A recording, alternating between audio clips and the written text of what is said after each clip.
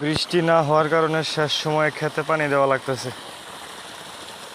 তবে যাই হোক, আল্লাহ যা করে সব ভালোর জন্যই করে।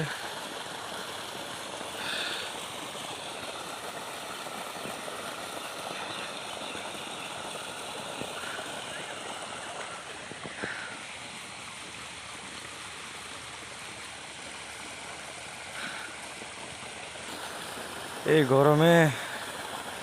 গরমে চাকরি ছাইরা কৃষিকাজ করা অনেক ভালো।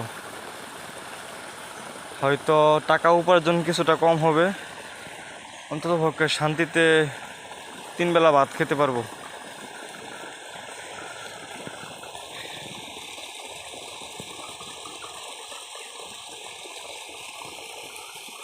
জানি না এই তাপমাত্রা কতদিন থাকবে, একমাত্র আল্লাহ পাকই ভালো জানে।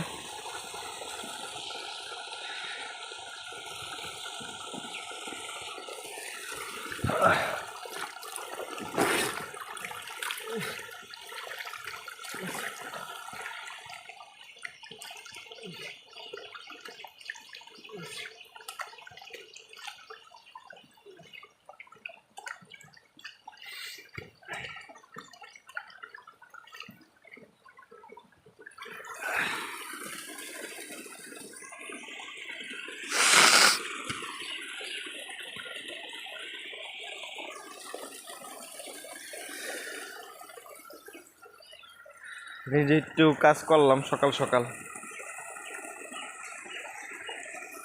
আল্লাহ সুবহানাল্লাহ।